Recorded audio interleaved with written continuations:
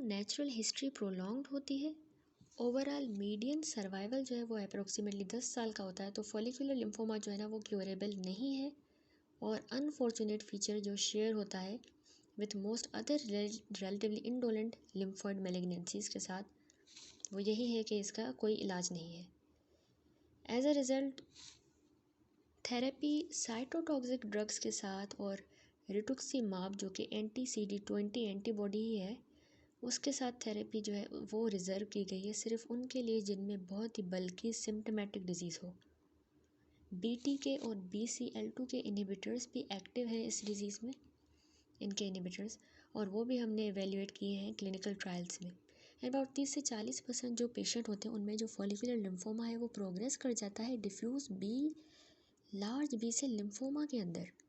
अब ये transformation ओमनियस event है, जैसा कि ट्यूमर जो है ना वो कन्वर्जन से अराइज करते हैं, इस तरह की कन्वर्जन से, तो इस तरह के ट्यूमर जो है लेस क्योरेबल होते हैं देन द डीनोवो जो diffuse large B cell lymphoma हो, वो फिर भी क्योर हो जाएगा, लेकिन जो कन्वर्जन से diffuse large B cell lymphoma बनता है उसका इलाज नहीं हो सकता। तो अभी हमने other peripheral B cell non Hodgkin lymphoma में फॉलिकुलर लिम्फोमा पढ़ा। इसका ओरिजिन जो है ये जर्मिनल सेंटर के बी सेल से अराइज करता है। जेनेटिक्स इस तरह है कि जिस तरह हमने देखा कि मोस्ट कॉमन एल्ट्रेशन 14-18 ट्रांसलोकेशन है, और दूसरा जब BCL2 की ओवर एक्सप्रेशन हो जाए। इसके अलावा हमें इसमें कौन से फीचर्स मिलते हैं? जनरलाइज पेनलेस लिम्फेडिनोपैथी होती है, बोन मेरो भी इन्वॉल्व होता है, हिस्टोलॉजिक ट्रांसफॉर्मेशन होती है इनकी diffuse large B cell lymphoma के अंदर। ठीक है, अब ये कंपोज किन का हुआ है? इसमें हमें स्मॉल क्लीव्ड सेल्स मिलेंगे।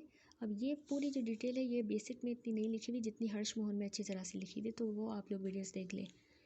तो इसके कंपोजिशन में हमें स्मॉल क्लीव्ड सेल्स मिलते हैं यानी centrocytes, small cleaved cells in the peripheral smear, उनको हम बटक सेल्स कहते हैं, और लार्ज सेल्स मिलेंगे जिनको हम सेंट्रोब्लास्ट कहेंगे। तो ये कंपोजिशन भी आपको याद हो। अच्छा, इस फॉलिकुलर लिम्फोमा से पहले जो हमने CLL और SLL पढ़ा था वो हमने पैथोमा से कवर नहीं किया, वो देख लेते हैं। क्रोनिक लिम्फोसाइटिक ल्यूकीमिया यानी CLL, ये असल में क्रोनिक ल्यूकीमियाज में आ जाता है। ठीक है, तो क्रोनिक ल्यूकीमियाज क्या होती है? Neoplastic proliferation mature circulating lymphocytes की जो कैरेक्टराइज होती हैं कि उनमें हाई WBC काउंट हमें मिले। ये यूजुअली इंसीडियस होती हैं ऑनसेट में और ओल्डर एडल्ट्स में हमें मिलती हैं क्रोनिक ल्यूकीमिया। इनमें सबसे पहले ये CLL है जो हम पढ़ चुके हैं, तो यहाँ देख लें। न्यूप्लास्टिक प्रोलिफरेशन हो नाइव बी सेल्स की जो कि CD5 को और CD20 को एक्सप्रेस करेंगे, तो ये मोस्ट कॉमन ल्यूकीमिया है ओवरऑल। इसमें जो है ना जो इंक्रीज लिम्फोसाइट्स हैं और स्मज सेल्स हैं वो हमें ब्लड स्मेयर पे नज़र आएंगे। देखिए 6.8 फिगर में इस तरह से इसमें जो है क्रोनिक लिम्फोसाइटिक ल्यूकीमिया दिखाई गई है। लिम्फ नोड्स की जो इन्वॉल्वमेंट है वो लीड करती है जनरलाइज लिम्फेडिनोपैथी करवा देती है, और इसीलिए हम इसको कहते हैं स्मॉल लिम्फोसाइटिक लिम्फोमा, जो SLL नाम दिया था साथ में। ठीक है, लेकिन कंसीडर हम दोनों को साथ ही करते हैं। कॉम्प्लिकेशंस क्या होंगी? हाइपोगामा ग्लोबिनीमिया हो जाएगी, तो इसकी वजह से इन्फेक्शन जो है वो बहुत कॉमन कॉज है डेथ का CLL में। दूसरा ऑटो इम्यून हीमोलाइटिक अनीमिया, और तीसरा ट्रांसफॉर्मेशन हो जाएगी इनकी diffuse large B cell lymphoma में, जिसको हम रिचर ट्रांसफॉर्मेशन कह रहे थे। ये ज़्यादातर मार्क्ड होती है clinically by enlarging lymph node या स्प्लीन जो है वो इनलार्ज हो जाती है। ठीक है, तो ये 3 कॉम्प्लिकेशन आप अच्छी तरह से याद कर लें। अगला पेरिफेरल बी सेल लिम्फोमा है मेंटल सेल लिम्फोमा। अच्छा, इसकी जो डिटेल है वो इरफान मसूद में नहीं है, बस हम यहाँ से देखेंगे। मेंटल सेल लिम्फोमा जो है वो कंपोज हुए होते हैं सेल्स से जो रिजेंबल करते हैं हमारे नाइव बी सेल्स को। ठीक है, जो मेंटल जोन्स में पाए जाते हैं ना उस तरह के नाइव बी सेल्स को रिजेंबल करते हैं जो हमारे नॉर्मल लिम्फोइड फॉलिकल के मेंटल जोन में पाए जाते हैं। तो ये तकरीबन 6% of all non Hodgkin lymphoma होता है, और ये मेन जो 50 साल से ज़्यादा की उम्र में उनमें होता है।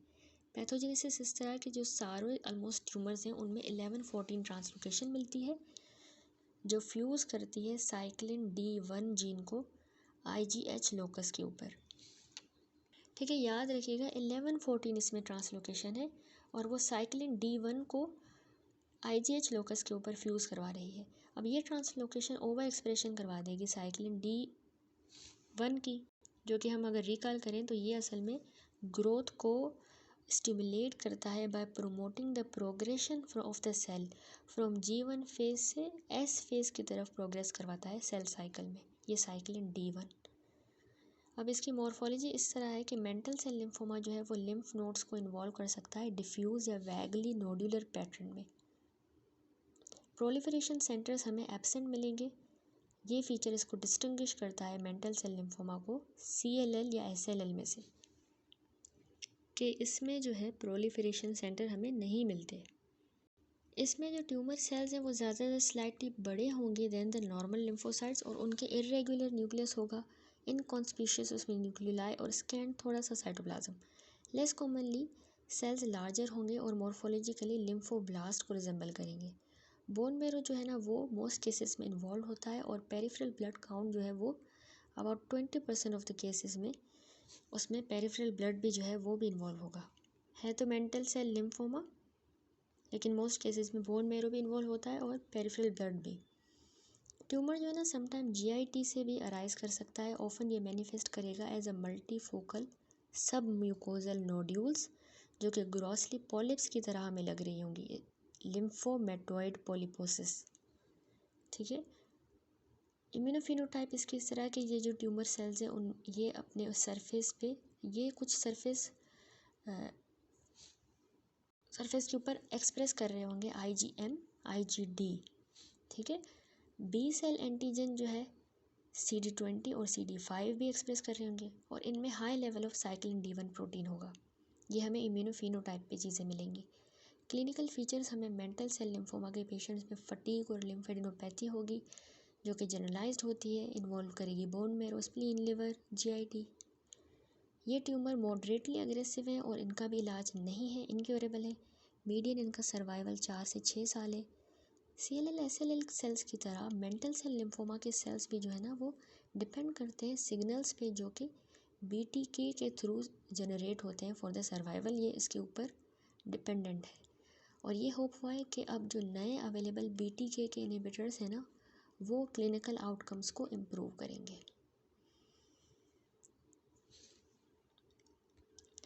फंडामेंटल्स ऑफ पैथोलॉजी पैथोमा से भी ये 2 टॉपिक्स हम देख लेंगे, फॉलिकुलर लिम्फोमा और मेंटल सेल लिम्फोमा।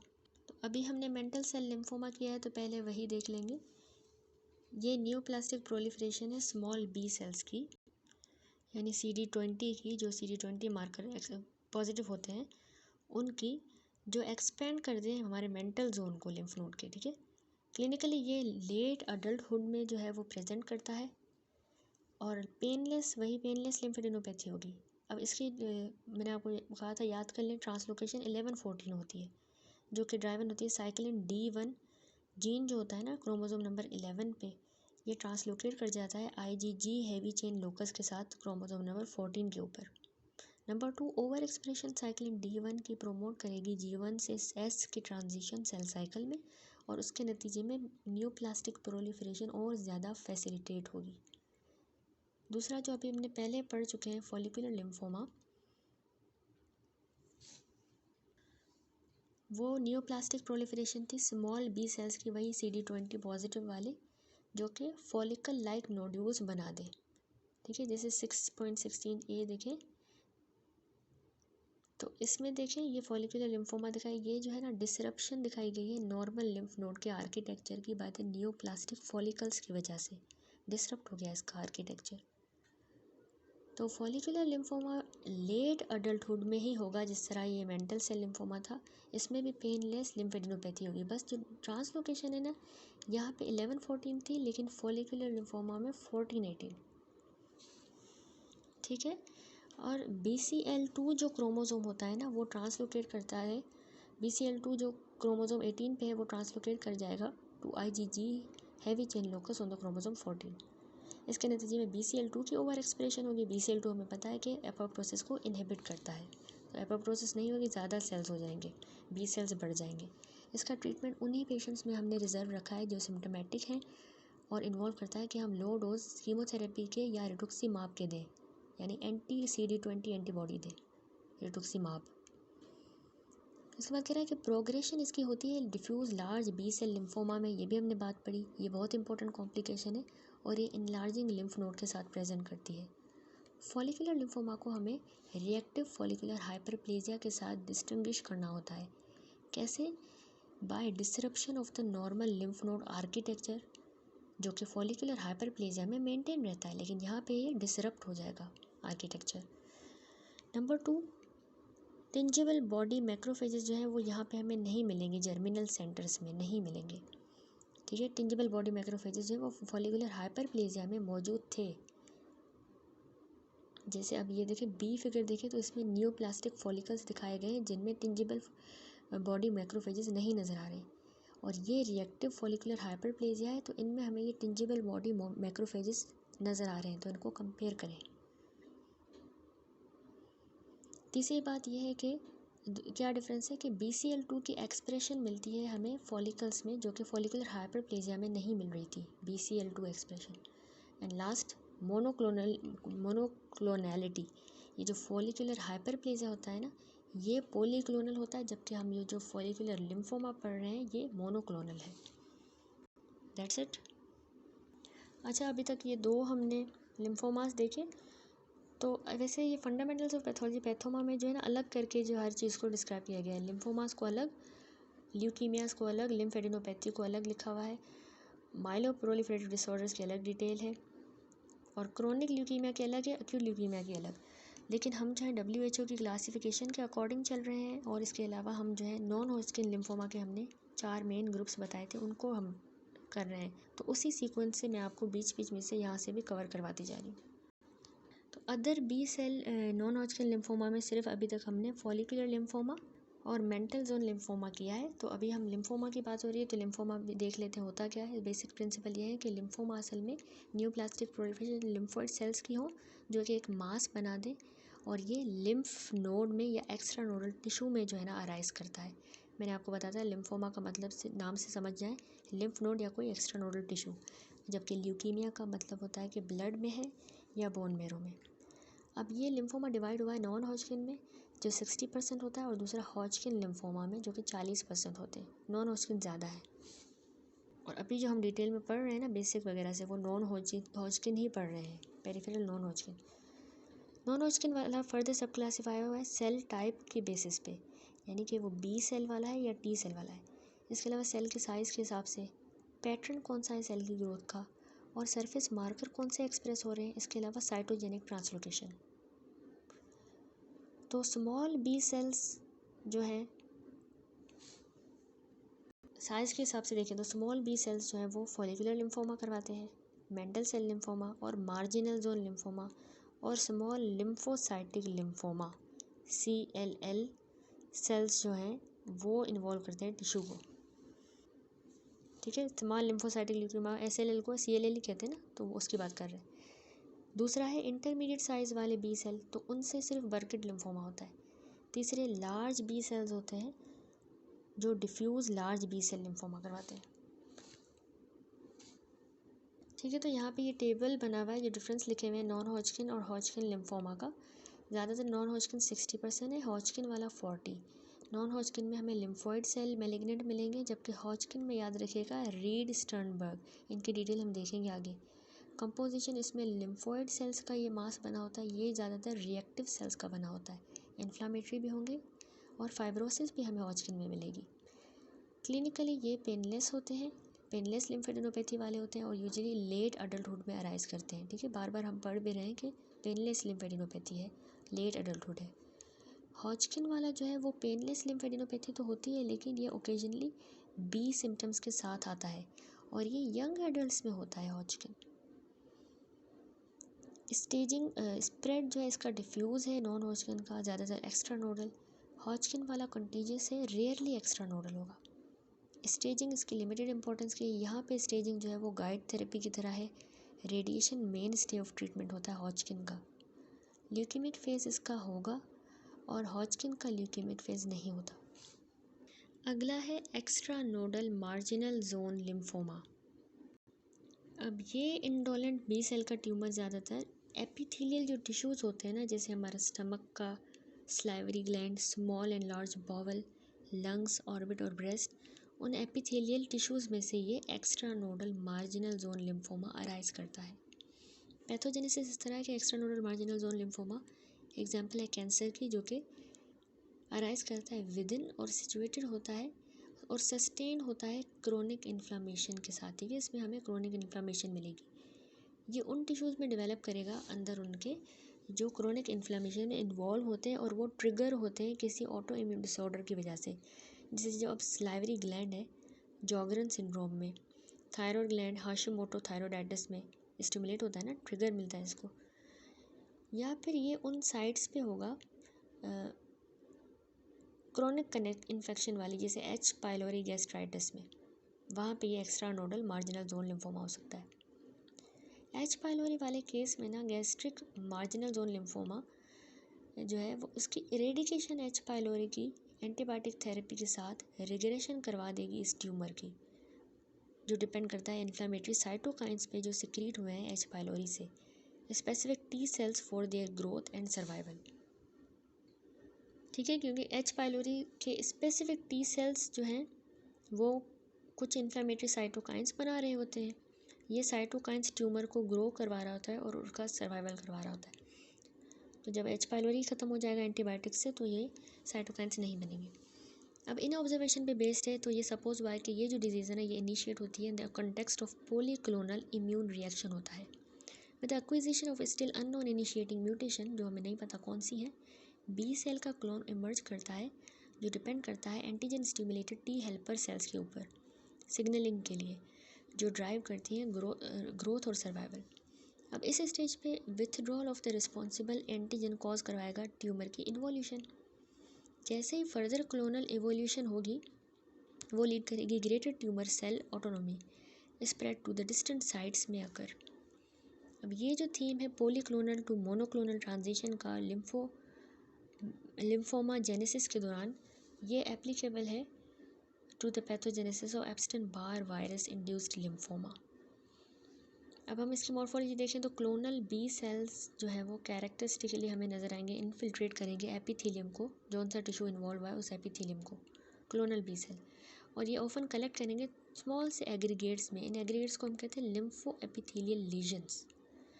कुछ ट्यूमर्स जो हैं उनमें जो ट्यूमर सेल्स हैं वो एक्यूमुलेट करेंगे एबंडेंट पेल साइटोप्लाज्म को, या फिर ये एग्जिबिट करेंगे प्लाज्मा सेल डिफरेंशिएशन। ठीक है, ये फीचर्स जो है ना ये कैरेक्टरिस्टिक है, लेकिन ये पैथोग्नोमिक नहीं है। इसके जब हम इम्यूनोफिनोटाइप करते हैं तो ट्यूमर जो है वो मैच्योर बी सेल का है और वो CD20 को एक्सप्रेस करता है और सरफेस इम्यूनोग्लोबुलिन ज़्यादातर IgM को। क्लिनिकल फीचर्स में हमें ट्यूमर जो है वो एक स्वेलिंग की तरह मिलेगा, सलाइवरी ग्लैंड की मतलब स्वेलिंग मिलेगी इस extra nodal marginal zone lymphoma में। ठीक है, थायराइड की भी मिल सकती है स्वेलिंग या ऑर्बिट की भी, और ये डिस्कवर हुई एक incidentally in setting of H pylori induce gastritis जब इमेजिंग प्रोसीजर के दौरान। ठीक है, ये स्वेलिंग जब ये लोकलाइज्ड होगा तो ये ऑफन हम सिंपल एक्सीजन के थ्रू भी मतलब क्योर कर सकते हैं या फिर रेडियोथेरेपी देके। उसके बाद है अगला ट्यूमर, लेकिन यहाँ पर भी हम देख लें extra nodal marginal zone lymphoma. इसका ओरिजिन क्या है? Post germinal centre memory B cells. ठीक है, वहाँ से अराइज किया। जेनेटिक्स इस तरह है कि इसमें क्या होता है कि डिराइव होता है mucosa associated lymphoid tissue malt में से, और इसकी एच पाइलोरी के साथ गैस्ट्राइटिस के साथ भी एसोसिएशन हमने देखी। उसके बाद फीचर ये है कि ये लो ग्रेड का मैलिग्नेंट लिम्फोमा है, स्टमक का लो ग्रेड का। इतना भी बस आपको याद होना काफ़ी है। ठीक है, तो मार्जिनल जोन लिम्फोमा हमने किया। पैथोमा से भी देखें तो ये न्यूप्लास्टिक प्रोलिफरेशन होती है स्मॉल बी सेल्स की, जो कि CD20 पॉजिटिव ही होते हैं, और ये मार्जिनल जोन को अब एक्सपेंड कर देंगे। ये वाला मेंटल का था तो मेंटल जोन को कर रहा था, अभी मार्जिनल जोन वाला एसोसिएटेड होता है क्रोनिक इन्फ्लामेटरी किसी स्टेट के साथ, जैसे किसी पेशेंट को हाशिमोटो थायरॉयडाइटिस है उसके साथ, जॉगरन सिंड्रोम वाले को होगा, और एच पाइलोरी गैस्ट्राइटिस में ये होता है। मार्जिनल जोन जो है वो बनता है post germinal centre B cells से। ठीक है, ये बात अभी भी हमने देखी, post germinal centre B cell. Maltoma ये भी मार्जिनल जोन लिम्फोमा होता है म्यूकोजल साइट्स पे। माल्टोमा जैसे गैस्ट्रिक माल्टोमा जो है वो रिग्रेस कर जाएगा जब हम एच पाइलोरी को ट्रीट करेंगे। उसके बाद नेक्स्ट चलते हैं diffuse large B cell lymphoma के ऊपर। अब ये मोस्ट कॉमन टाइप है लिम्फोमा की जो एडल्ट्स में होती है, और ये तकरीबन 35% of adult non Hodgkin lymphoma यही होते हैं। ये तकरीबन ये जो है ना, इसमें सेवरल सब टाइप्स होती हैं और ये अग्रेसिव नेचुरल हिस्ट्री शो करता है। ठीक है, ये बहुत ही एग्रेसिव नेचुरल हिस्ट्री। इसकी पैथोजेनेसिस इस तरह के तकरीबन 1/3 diffuse large B cell lymphomas जो हैं उनमें रीअरेंजमेंट हो जाती है BCL6 जीन की, जो कि 3q27 पे मौजूद होता है। और even higher fraction of tumours जो है उनमें एक्टिवेटिंग पॉइंट म्यूटेशंस आ जाती हैं BCL6 प्रोमोटर में, पॉइंट म्यूटेशन। अब दोनों ये इस तरह के एबरेशन जो है वो रिजल्ट करेंगे कि BCL6 प्रोटीन की ओवर एक्सप्रेशन हो जाएगी। ये इंपॉर्टेंट ट्रांसक्रिप्शनल रेगुलेटर होता है जीन एक्सप्रेशन का हमारे जर्मिनल सेंटर बी सेल्स के लिए उनमें। ठीक है, अब 30% जो ट्यूमर्स हैं उनमें 14-18 ट्रांसलोकेशन भी हमें मिलती है, जो कि BCL2 जीन को इन्वॉल्व करेगी। अब उसके नतीजे में ओवर एक्सप्रेशन हो जाएगी BCL2 प्रोटीन की। कुछ जो है इनमें से ट्यूमर्स वो रिप्रेजेंट करते हैं ट्रांसफॉर्म्ड फॉलिकुलर लिम्फोमास को। रिमेनिंग जो ट्यूमर्स हैं उनमें और भी ज़्यादा डाइवर्स ड्राइवर म्यूटेशंस भी हो सकती हैं, जैसे कि ट्रांसलोकेशंस हो सकती हैं जो कि MYC जीन को इन्वॉल्व करे। तो देखिए कितनी ज़्यादा ये इसकी पैथोजेनेसिस डाइवर्स है। अब मॉर्फोलॉजी इस तरह है कि न्यूप्लास्टिक जो बी सेल्स होंगे वो इसमें बड़े बड़े से होंगे, तकरीबन 3 या 4 गुना ज़्यादा बड़ा साइज़ होगा बनिस्बत रेस्टिंग लिम्फोसाइट्स के, और ये अपनी अपीयरेंस में वेरी करेगा ट्यूमर टू ट्यूमर। बहुत से ट्यूमर्स में सेल्स जो है वो राउंड या ओवल न्यूक्लियर कंटोर्स के साथ मिलेगा, डिस्पर्स्ड क्रोमेटिन होगा उसमें, सेवरल डिस्टिंक्ट न्यूक्लियोलाई भी होंगे, और मोडेस्ट पेल सा साइटोप्लाज्म प्रीडोमिनेट करेगा। देखिए तस्वीर में यहाँ पे ये diffuse large B cell lymphoma दिखाया गया है। लिम्फ नोड में ट्यूमर सेल्स में देखें लार्ज न्यूक्लियाई हमें नज़र आ रहे हैं विथ ओपन क्रोमेटिन, और इसमें प्रोमिनेंट न्यूक्लियोलाई भी मौजूद है। बाकी ट्यूमर्स में सेल्स जो होता है ना उनमें राउंड या मल्टी लोबेट वेजिकुलर न्यूक्लियस होता है। ठीक है, राउंड या फिर मल्टी लोब्स वाला वेजिकुलर न्यूक्लियस। एक या दो प्रोमिनेंट सेंट्रली प्लेस्ड न्यूक्लियोलाई होते हैं, और एबंडेंट पेल बेजोफिलिक साइटोप्लाज्म होता है बाकी सेल्स में, बाकी ट्यूमर सेल्स में। ठीक है, ओकेजनली द ट्यूमर सेल्स जो हैं वो हाईली एनाप्लास्टिक होते हैं, और उनमें इंक्लूड है ट्यूमर जायंट सेल्स जो कि रीड स्टर्नबर्ग सेल्स को रिजेंबल करते हैं। The malignant cells of Hodgkin lymphoma जो रीड स्टर्नबर्ग सेल्स हैं, ठीक है, उनको रिजेंबल करेंगे ये highly anaplastic tumour giant cells. तो ये डिफरेंट तरह के हमें सेल्स मिल सकते हैं मॉर्फोलॉजी पे। जब हम इम्यूनोफिनोटाइप करेंगे तो 20 सेल्स में CD20 एंटीजन होगा, एक्सप्रेस करेगा। IgM और IgG को भी कर सकता है एक्सप्रेस। इसके अलावा CD10 और BCL2 एंटीजन भी एक्सप्रेस हो सकता है, वेरिएबली ये भी देखा गया है। स्पेशल सब टाइप्स हैं अब इसकी diffuse large B cell lymphoma की। Several distinct clinicopathologic subtype included हैं in the category of diffuse large B cell lymphoma. एक है Epstein Barr virus associated B cell large lymphoma, दूसरा Kaposi sarcoma herpes virus जिसको हम human herpes virus 8 भी कहते हैं। ठीक है, एप्स्टन बार वायरस वाला जो है ना ये एड्स की सेटिंग में होता है। आइट्रोजेनिक इम्यूनो सप्रेशन हो जाती है जैसे कि ट्रांसप्लांट के रेसिपिएंट्स में या फिर एल्डरली में होगा। पोस्ट ट्रांसप्लांटेशन सेटिंग में ये ट्यूमर्स जो है ना वो एप्स्टन बार वायरस से driven polyclonal B cell proliferation की वजह से होते हैं, और ये इम्यून फंक्शन जब रीस्टोर हो जाएगा तो फिर ये ट्यूमर्स जो है रिग्रेस कर जाएंगे। कपोसी सार्कोमा वाला जो है ना ये एसोसिएटेड जो है वो HHV8 वायरस के साथ है। ये रेयर प्राइमरी इफ्यूजन लिम्फोमा है जो कि हमारी प्लूरल कैविटी में अराइज कर सकता है, पेरिकार्डियम में या पेरिटोनियम में। ये ट्यूमर्स लेटेंटली इन्फेक्ट होते हैं इस वायरस के साथ जो इनकोड करता है होमोलोगस प्रोटीन्स को टू सेवरल नॉन ऑन्कोप्रोटीन्स को, जिनमें साइक्लिन D1 भी आ जाती है, इसको ये इनकोड करता है ये वायरस। ठीक है, जैसा कि एप्स्टन बार वायरस से रिलेटेड लिम्फोमा में था तो मोस्ट अफेक्टेड पेशेंट जो है इसमें भी इम्यूनो सप्रेस्ड ही होते हैं। तीसरा भी टाइप है इसका मेडिस्टिनल लार्ज बी सेल लिम्फोमा। ये ज़्यादातर यंग वुमेंस में होता है जो कि प्री डायलेक्शन शो करती हैं for spread to abdominal viscera and CNS में मतलब स्प्रेड हो जाता है। अब क्लिनिकल फीचर्स पे आते हैं तो आल्दो मीडियन एज जो है वो इसकी प्रेजेंटेशन है 60 साल की उम्र। Diffuse large B cell lymphoma किसी भी उम्र में हो सकता है, तकरीबन 15% ये चाइल्डहुड का लिम्फोमा है। पेशेंट टिपिकली जो है रैपिडली उनको इनलार्जिंग और ऑफन सिम्टोमेटिक मैस की कंप्लेन होगी, वन और सेवरल साइड्स पे जल्दी जल्दी वो बढ़ रहा होगा मास। एक्स्ट्रा नोडल प्रेजेंटेशन भी कॉमन है। GIT में most common extra nodal site यही होती है, GIT याद रखिएगा। लेकिन ट्यूमर जो है ना वो वर्चुअली किसी भी ऑर्गन या टिश्यू में हो सकते हैं स्प्रेड अपीयर, ठीक है। Unlike the more indolent lymphoma जो हमारा फॉलिकुलर लिम्फोमा था, जो सबसे इंडोलेंट वाला था, बेचारा खामोश था, तो अनलाइक दैट ये जो है इन्वॉल्व करता है लिवर, स्प्लीन, बोन मैरो को। ये जो इनकी इन्वॉल्वमेंट जो है यहाँ पे नहीं होगी, फॉलिकुलर में थी, यहाँ पे नहीं है डायग्नोसिस के टाइम पे, ठीक है। अब ट्रीटमेंट के बगैर ये वाला जो है diffuse large B cell lymphoma ये बहुत ही अग्रेसिव हो जाएगा और रैपिडली फैटल हो सकता है। अगर हम इंटेंसिव कीमोथेरेपी दें कॉम्बिनेशन के साथ और anti-CD20 इम्यूनोथेरेपी भी दें तो कंप्लीट रेमिशंस हम 60 से 80% पेशेंट में अचीव कर सकते हैं और अप्रोक्सीमेटली 50% जो है ना वो फ्री ऑफ डिजीज़ रहेंगे और क्योर्ड अपीयर होंगे। वो जो कि फॉर्चुनेट नहीं है तो उनमें अदर एग्रेसिव ट्रीटमेंट जैसे कि हाई डोज कीमोथेरेपी का, हेमेटोपोएटिक स्टेम सेल का ट्रांसप्लांटेशन ये ऑफ़र करता है कुछ hope. Diffuse large B cell lymphoma originate कहाँ से कर रहा है, जर्मिनल सेंटर या पोस्ट जर्मिनल सेंटर के बी सेल्स में से। सब टाइप्स इसकी हैं, एक इम्यूनो डेफिशिएंसी एसोसिएटेड है जो एब्स्टेन बार वायरस की वजह से हो रहा है, दूसरा बॉडी कैविटी में होता है diffuse large cell B cell lymphoma जो कि ह्यूमन हर्पिस वायरस 8 से हो रहा है। ये दोनों हमने पढ़े। फीचर्स ये हैं कि ट्यूमर सेल्स इसमें हमें बहुत बड़े बड़े मिलेंगे, नाम से पता चल रहा है। ट्यूमर सेल्स का डिफ्यूज़ पैटर्न ऑफ ग्रोथ होगा, ठीक है, डिफ्यूज़ होता है।